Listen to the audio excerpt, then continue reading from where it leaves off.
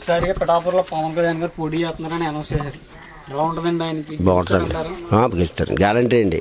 Guarantee అంటే లక్ష ఓట్లు majority అవుతాడు మహానుభావుడు. అంత కక్షగా ఉన్నాడు రైతు. మన జనం అంతా ఈ జగన్ గారిని చూసి ప్రతి ఊరికి రూపాయి ఎడుతున్నాడు మా ఊరంతా. మా ఊరికి ఏమీ చేయలేదండి. ఎమ్మెల్యేలు ఉన్నారు పూర్తి కట్టండి. ఒక్క డ్రైనేజీ ఒక్కడి గురించి మా ఊరు డ్రైనేజీ అంతా ఆపేసాడు ఎమ్మెల్యే గారు. రాపత్తి రాజు గారి గురించి మా లాకులు బద్దలు కూడా వేసాడండి. 5 లక్షలు లాకులు కట్టించుకున్నాం, లాకులు బద్దలు కూడా చేసాడు. మా ఊరికి ఏమీ చేయలేదండి జగన్. ఇవాళ మళ్ళీ ఫేస్బుక్లు ఇచ్చాడు కొత్త, వాటి బొమ్మలు వేసుకుని ఫేస్బుక్లు ఇచ్చాడు. ఏం చేసాడు మాకు ఎమ్మెల్యేగా ఏంటి అయితే ఏమీ చేయలేదండి. ఇంక జగన్ గారికి ఓటు ఎలాగేస్తామండి, వేయమండి.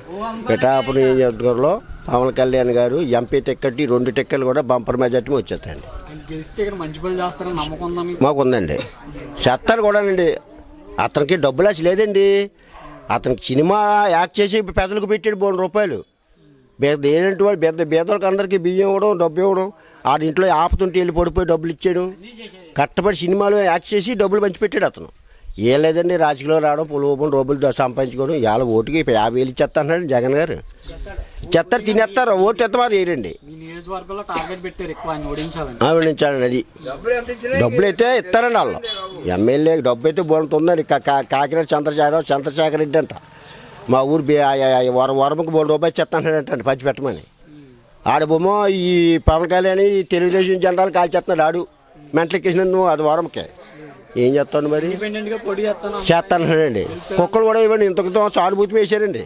ఇంతకితం ఇలాగా చంద్రబాబు నాయుడు ఇవ్వకపోతే పోలేరా ఏడుతున్నాడని వేసాం ఇంతకితం అండి.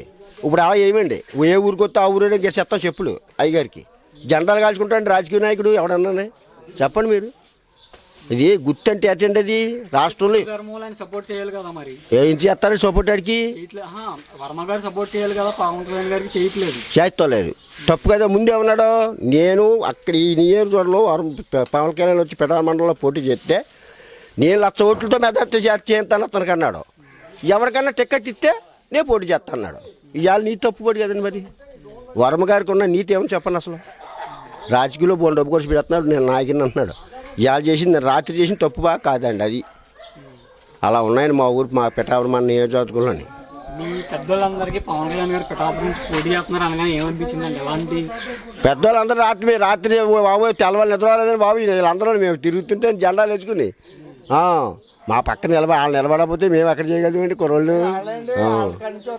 నాయకులు అంటున్నారు వీళ్ళు ఏడు రోజు అంటుంది. వాళ్ళేడా సినిమా టిక్కెట్లు చూసి వాళ్ళు వేస్తారంటదట రోజా. దానికి ఏం తెలిసేసి అక్కడ ఆ సినిమాలు యాక్ట్ చేసుకోలేదా? అలాగా ఏం చెప్తాండి. అలా ఉందా మా పరిస్థితి. పవన్ కళ్యాణ్ గారు 3 పెళ్ళిళ్ళు చేసుకున్నాడు, కోట్లు ఎలా వేస్తారని ఆయన అంటున్నాడు. జగన్ గారు ఇప్పుడు 3వ పెళ్ళి జగన్ గారు అండి అతనికి. ఇప్పుడు అవుతే పిఠాపురాన్ని 3వ పెళ్ళి అతనే చేసుకుంటాడు. జగన్ చేసుకుంటాడండి. అది పైన వస్తారంటారు జగన్ గారు. మళ్ళీ జగన్ గారు ఎక్కడ వస్తాయి పైన మళ్ళీ వస్తాడండి. ఇంకా రాలేండి. అయిపోయింది. చరిత్ర అయిపోయింది. ఎవరు కావురు అలా ఉందండి. అలా అంటారంతే. మనసులో బాధ ఉందండి ప్రతి వాడికి జగన్ గారు అంటే.